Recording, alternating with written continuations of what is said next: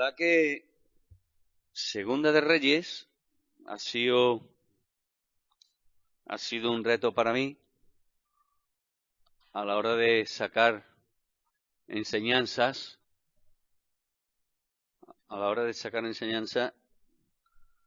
Vale.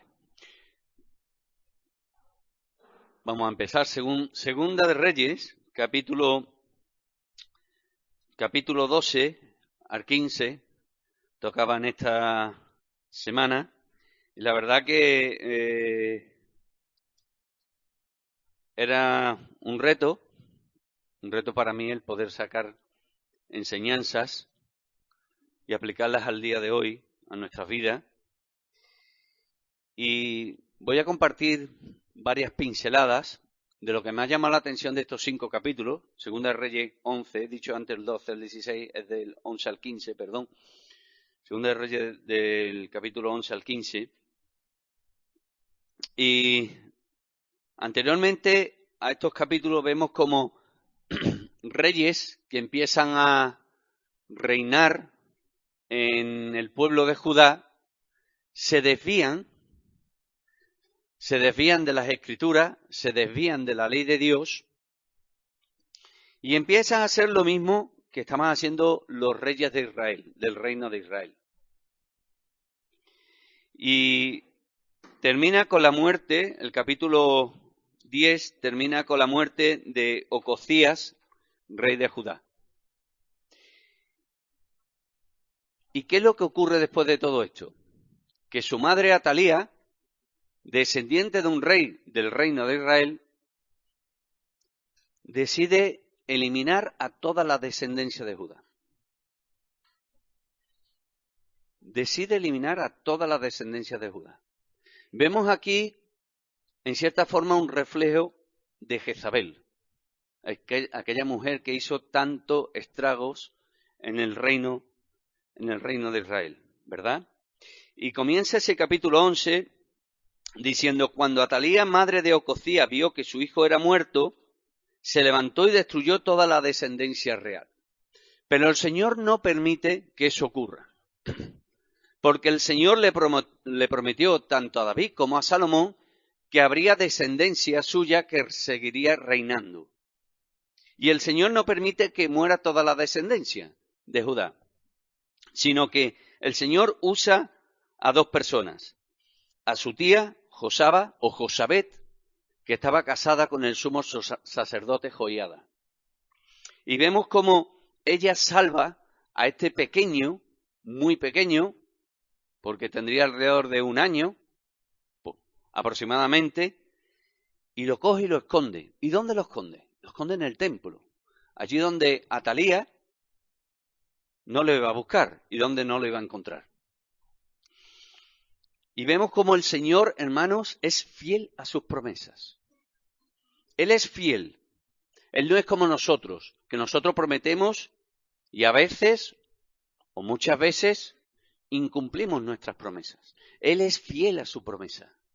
Y me acordaba hace 2 minutos de una palabra del propio apóstol Pablo, cuando empieza allí la carta a los la carta a los Filipenses, donde dice el capítulo 1 y versículo 6, estando persuadido de esto, que el que comenzó la obra en vosotros, la buena obra, la perfeccionará hasta el día de Jesucristo. Tenemos un Señor que es fiel a su propia palabra y que va a cumplir su propósito y que va a cumplir sus promesas en nuestras vidas. Y eso es motivo más que de sobra para poder alabar al Señor y bendecirlo, porque Él quiere nuestro bien. Y Él fue fiel a la promesa que le hizo a David y a Salomón. A David, que su descendencia reinaría en Judá. Después vemos los versículos del 14 al 12, cómo Joiada prepara todo para que este pequeño, con 7 años, empiece a reinar en el reino de Judá. Él se llama Joás. Y hay una cosa que me llama la atención, y es el versículo 12. Fijaos lo que dice allí. Dice: sacando luego Joiada al hijo del rey, le puso la corona y el testimonio. La corona para proclamarlo rey, para que fuese rey del pueblo de Judá. Pero, ¿y esto del testimonio? ¿Qué es el testimonio? El testimonio es una copia de la palabra del Señor. Fijaos cómo Joiada es una persona que conoce perfectamente la ley y cumple la ley. Dice en Deuteronomio capítulo 17, versículos 18 al 20 lo siguiente. Y cuando se siente sobre el trono, hablando sobre las instrucciones de aquel que iban a nombrar rey, y cuando se siente sobre el trono de su reino, entonces escribirá para sí en un libro una copia de esta ley, del original que está al cuidado de los sacerdotes levitas, y lo tendrá consigo y leerá en él todos los días de su vida para que aprenda a temer a Yahvé su Dios, para guardar todas las palabras de esta ley y estos estatutos para ponerlos por obra, para que no se eleve su corazón sobre sus hermanos ni se aparte del mandamiento a diestra ni a siniestra, a fin de que prolongue sus días en su reino, él y sus hijos en medio de Israel. Vemos como Joiada es una persona fiel a la palabra, como es una persona que instruye a Joás desde pequeño en la ley del Señor, para que le tema, para que respete a Dios, para que sirva a Dios, reinando a su pueblo. Además, dice el versículo 17, damos un pequeño salto al versículo 17 y dice allí, entonces Joiada hizo pacto entre Yahvé y el rey y el pueblo, que serían pueblo de Yahvé. ¿Qué hace Joiada? Joiada lo que hace es que hace volver al rey y al pueblo a Dios de nuevo. Recordemos que se habían apartado, que el pueblo de Judá se había apartado a causa de esos reyes anteriores. Y Joiada lo que hace es hacer volver al pueblo del Señor, a Judá, a hacer de nuevo pacto con Dios. Esto me recuerda también a un versículo que escribió Pedro en una de sus epístolas, que dice, vosotros sois real sacerdocio, nación santa, pueblo adquirido por Dios, ¿para qué? Para que anunciéis las virtudes de aquel que os llamó de las tinieblas a su luz admirable. ¿Qué es lo que está haciendo aquí Joiada? Está haciendo lo mismo. Está anunciando las virtudes de Dios. Está haciendo volver al pueblo de nuevo a Dios. Y fijaos que nosotros tenemos esa misma labor. La labor de llevar a los pies de la cruz a aquellos que andan perdidos. La labor de instruirnos los unos a los otros para que estemos siempre en los caminos del Señor. Porque somos sacerdotes y somos hermanos y tenemos que instruirnos y animarnos y exhortarnos los unos a los otros para seguir en los caminos del Señor. ¿Cuáles fueron las consecuencias de ese pacto? El versículo 18 habla muy claro. Y todo el pueblo de la tierra entró en el templo de Baal y lo derribaron. Asimismo despedazaron enteramente sus altares y sus imágenes y mataron a Matán, sacerdote de Baal, delante de los altares. Y el sacerdote puso guarnición sobre la casa de Yahvé. Dieron el primer paso. Arrasaron con la idolatría. Es verdad que no desapareció enteramente, pero no pudo ni Joás ni reyes que estuvieron posteriormente a él, porque había lugares, los lugares llamados los lugares altos, donde el pueblo adoraba. Después pasamos al capítulo 12, y hay una cosa que me llama la atención, hermanos, que es el versículo 2. Leemos en el 1. Dice, en el 7º año de Jehú comenzó a reinar Joás, y reinó 40 años en Jerusalén. El nombre de su madre fue Sibia, de Berseba. Y Joás hizo lo recto ante los ojos de Yahvé todo el tiempo que le dirigió el sacerdote Joiada. Dos cosas que aprender de aquí. Primero, cómo cada uno de nosotros debemos de tener alrededor de nosotros personas que sean buenas consejeras. Personas que nos ayuden a crecer espiritualmente y como personas también. Fijaos la diferencia. Y lo vamos a ver leyendo un pasaje paralelo, dos pasajes paralelos en el libro de Segunda de Crónicas. Fijaros lo que decía de Ococías. De Ococías, el rey anterior. Segunda de Crónicas 22, 2 al 4. Fijaos lo que dice. Dice, cuando Ococías comenzó a reinar era de 42 años y reinó un año en Jerusalén. El nombre de su madre fue Atalía, hija de Omri. Omri fue rey de Israel que llevó a la idolatría al pueblo de Israel. También él anduvo en los caminos de la casa de Acab, pues su madre le aconsejaba a que actuase impíamente. Qué mal consejo. Qué malos consejos le estaba dando su madre. Ir por los caminos que iba en contra de la palabra del Señor. La consecuencia, versículo 4, hizo pues lo malo ante los ojos de Yahvé, como la casa de Acab, porque después de su muerte su padre, ellos le aconsejaron ¿para qué? Para su perdición. Un año duró solamente el reinado. Segunda de Crónicas, capítulo 24, versículo 2, confirmando lo dicho en Primera de Reyes. E hizo Joás lo recto ante los ojos de Yahvé todos los días de Joiada, el sacerdote.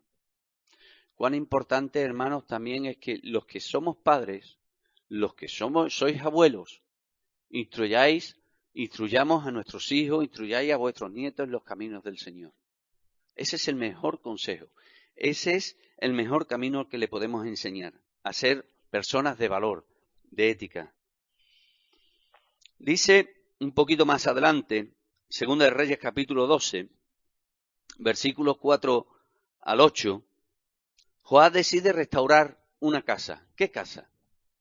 La casa del Señor.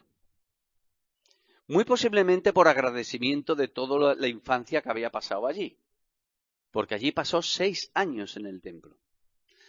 Pero fijaos que la primera decisión que tomó para restaurar el templo del Señor no fue acertada. No fue acertada. Porque, ¿qué es lo que hizo? Pidió a los levitas hacer una función para los cuales no estaban preparados. Ir por las ciudades y recaudar dinero para el templo. Estas personas no estaban preparadas. No era el don, no era el lugar al cual le habían llamado el Señor. Los levitas tenían otra labor. Y me llama la atención porque en Segunda de Crónicas 24 dice de estos levitas lo siguiente, 24:5. Y reunió a los sacerdotes y los levitas y les dijo, salid por la ciudad de Judá y recoged dinero de todo Israel. Esa no era su labor. ¿Y cuáles fueron las consecuencias de ello? Dice, y recoged dinero de todo Israel para que cada año sea reparada la casa de vuestro Dios. Y vosotros poned diligencia en el asunto. Pero los levitas no pusieron diligencia. No fueron diligentes. Es verdad de que también la culpa no se le va a echar al rey por su decisión, sino también a los levitas. Si alguien te encarga algo, debes de ser diligente. De hecho, lo dice el Señor, en las cosas de la iglesia, en las cosas del Señor debes de ser diligente. Lo dice Romanos, capítulo 12, 11. Leemos allí 9 al 11, leemos allí lo siguiente. 12, 9 al 11. El amor sea sin fingimiento, aborreced lo malo y seguid lo bueno, amad los unos a los otros con amor fraternal en cuanto a honra, prefiriendo los unos a los otros, dice el versículo 11. En lo que requiere diligencia, no perezosos, fervientes en espíritu, sirviendo al Señor. ¿Qué don es el que tienes, hermano? ¿Qué don es el que tienes, hermana? ¿Lo estás desempeñando con diligencia delante del Señor? ¿Estás bendiciendo al hermano con esa labor que te ha dado? ¿Estoy sirviendo yo al Señor, sirviendo a los hermanos con ese don que Él me ha dado? Porque cada uno tenemos un don, mínimo un don. ¿Dónde te ha puesto el Señor? ¿Cómo estás desarrollándolo? Dice también Primera de Pedro, capítulo 4, versículo 10, lo siguiente. Cada uno, según el don que ha recibido, ministra a los otros como buenos administradores de la multitudiforme gracia de Dios. Hay una cosa que me llama de este capítulo, o hay otra cosa que me llama la atención. Cuando el rey se da cuenta de que no se está haciendo bien la labor, él decide quitarle el cargo a los levitas y volverlos a su sitio. Y habla con Joiada y pone un arca en la puerta del templo. Y Joiada le hace un agujero a esa tapa para que las personas que vayan entrando vayan dando dinero, vayan ofreciendo voluntariamente para la restauración del templo, la restauración del templo. ¿Y a quién pone esta vez? Pone a un secretario y Joiada, según Segunda de Crónicas, capítulo 24, pone también a otra persona responsable. Y cuando veían que el arca estaba llena, contaban el dinero y estas personas administraban fielmente administraban el dinero y se lo daban a aquellos que tenían que restaurar el sitio, el templo. Y hay una cosa que me llama la atención y es el versículo 15. Y dice, y no se tomaba en cuenta los hombres en cuyas manos el dinero era entregado para que ellos lo diesen a los que hacían la obra, porque lo hacían ellos fielmente. Fielmente. Fijaros que no le pedían cuenta, porque sabían que lo iban a hacer bien. Ahora mi pregunta es, cuando estamos en el trabajo, no ya en la iglesia, sino cuando estamos trabajando, cuando se nos encarga alguien, fuera de la iglesia, ¿somos fieles? ¿Se nos tiene por fieles? Porque eso es un testimonio para los demás. ¿Se nos tiene por fieles?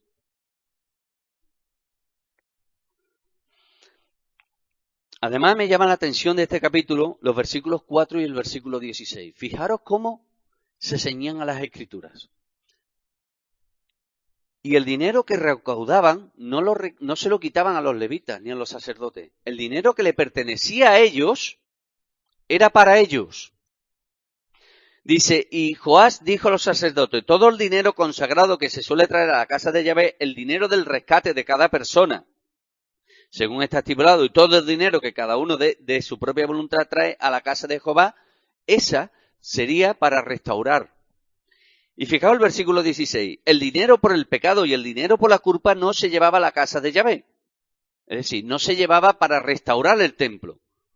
Entonces, ¿para qué se destinaba? Para los sacerdotes. Porque dice, porque era ¿de quién? Era de los sacerdotes. El rey no le quitó lo que no le correspondía, a los sacerdotes. Hay una cosa que he compartido y que me llama la atención. No sé si os habéis dado cuenta. Decía el versículo 2, y Joás hizo lo recto ante los ojos de Yahvé todo el tiempo que le dirigió el sacerdote Joiada. ¿Qué pasó cuando murió Joiada? Que el reino cayó en declive. Lo dice muy claramente Segunda de Crónicas 17 al 19. Fijaos lo que dice allí. Muerto Joiada, vinieron los príncipes de Judá y ofrecieron obediencia al rey. Y el rey los oyó, y desampararon la casa de Yahvé, el Dios de sus padres, y sirvieron a los símbolos de ¿quién? De Asera. Vuelve otra vez la idolatría. ¿Por qué? Porque no había un liderazgo real en el rey Joás. ¿Cuáles fueron las consecuencias? Vinieron los asirios, le dieron todo el dinero, todo el oro, toda la plata que había en el templo para que no fueran destruidos por el pueblo contrario. Y me gustaría destacar algo, ya que me toca terminar, hermanos, y es destacar en el capítulo 13 de Segunda de Reyes cómo el Señor, a pesar de la decadencia, a pesar de la depravación, a pesar de la corrupción del reino de Israel, cómo el Señor escucha la oración de un rey.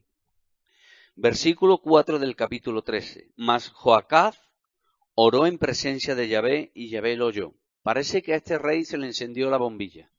Permitidme la expresión. Se le encendió la bombilla. Y volvió a Dios. Y se postró delante del Señor. Y oró al Señor. Y dice, porque miró la aflicción de Israel, se refiere al Señor, pues el rey de Siria los afligía. Versículo 7. porque no le había quedado gente a Joacad. Fijaros cómo lo dejó de mermado el ejército. Sino 50 hombres de a caballo, 10 carros y 10.000 hombres de a pie. Pues el rey de Siria los había destruido, los había puesto como el polvo para hollar. Sin embargo, el Señor lo oyó. ¿Pero por qué lo oyó? La respuesta está en el versículo 23. Mas Yahvé tuvo misericordia de ellos y se compadeció de ellos y los miró a causa de ¿qué? De su pacto con Abraham, Isaac y Jacob. Y no quiso destruirlos ni echarlos delante de su presencia hasta hoy. ¿Los podía haber destruido? Sí. ¿Los podía haber desterrado? Sí. Pero el Señor seguía teniendo misericordia de su pueblo. Miró la aflicción de su pueblo, como miró la aflicción de su pueblo cuando estaba en Egipto. Y le dio una nueva oportunidad. ¿Cuál fue el libertador? ¿Quién fue? Fue el hijo de él. Fue Joás. Joás, rey de Israel, no el rey de Judá, rey de Israel. Se llamaba igual. Y a través también del hijo de Joás, a través de Jeroboam. Pero a pesar de todo eso, hermanos, a pesar de todo eso, de haberlos librado, de haber vuelto a reconquistar ciudades que los sirios les había quitado, a pesar de todo eso, el reino de Israel siguió la idolatría y siguió apartado. El Señor tiene misericordia y tiene misericordia de nuestras vidas. Y a veces cogemos caminos, podemos coger caminos que no son agradables a Él. Pero Él sigue teniendo misericordia de su pueblo y sigue dando oportunidades. Y no solo a su pueblo, sino también al hombre. Sigue dando oportunidades para que se vuelva a Él y se convierta a Él. Y lo tenga como Dios, como único Dios y único Señor de su vida. Después de Jeroboam, 31 años más tarde, llegaron los asirios. Israel fue desterrado. Israel fue quitado de aquella tierra y fue dispersado por el mundo entero a causa de su pecado. Hay una cosa que me llama la atención también, y con esto voy a terminar, que son en el capítulo 14, los versículos 23 al 27, donde dice allí: el año 15 de Amasías, hijo de Joás, rey de Judá, comenzó a reinar Jeroboam, hijo de Joás, sobre Israel en Samaria, y reinó 41 años. E hizo lo malo ante los ojos de Yahvé, y no se apartó de todos los pecados de Jeroboam, hijo de Nabat, el que hizo pecar a Israel. Esta frase se suele repetir se suele repetir en todos los reyes de Israel, que no se apartaron del pecado de Jeroboam, hijo de Nabat. Fijaos, él restauró los límites. Restauró los límites de la entrada de Hamat hasta el mar del Arabá, conforme a la palabra de Yahvé, Dios de Israel. Porque el Señor se lo había prometido a Joás por medio de Eliseo antes de que Eliseo muriese. La cual él había hablado por su siervo Jonás, hijo de Amitai, también, profeta que fue Gat-Efer. Porque Yahvé miró la muy amarga aflicción de Israel, que no había siervo ni libre, ni quien diese ayuda a Israel. Y Yahvé no había determinado raer el nombre de Israel de debajo del cielo. Por tanto, lo salvó por mano de Jeroboam. No lo había determinado aún. El Señor tenía su tiempo. Pero no se arrepintieron. No se arrepintieron de su pecado. Y esto me recuerda, y con esta cita voy a terminar, a la reacción de los hombres cuando llegue, tal y como el juicio de Dios a este mundo, y tal y como nos lo dice en Isaías capítulo 16, fijaros cuál es la reacción del hombre ante tal juicio. Versículo 6, versículo 11 y versículo 21. El cuarto ángel derramó su copa, dice el versículo 8, sobre el sol, el cual fue dado quemar a los hombres con fuego. ¿Cuál fue la reacción y cuál va a ser la reacción de los hombres? Y los hombres se quemaron con el gran calor y blasfemaron el nombre de Dios, que tiene poder sobre esta plaga, y no se arrepintieron para darle gloria. Versículo 11. Y blasfemaron contra el Dios del cielo por sus dolores y por sus úlceras, y no se arrepintieron de sus obras. Y versículo 21. Y cayó del cielo sobre los hombres un enorme granizo como el peso de un talento, y los hombres blasfemaron contra Dios por las plagas del granizo, porque su plaga fue sobremanera grande. Cuán duro es el corazón del hombre cuando se aparta del Señor, hermanos. Tenemos una labor muy importante, una labor importantísima, la de predicar el Evangelio y la de enseñar las Escrituras a aquellos que andan perdidos, pero también enseñarnos las Escrituras los unos a los otros. Que el Señor nos ayude, hermanos.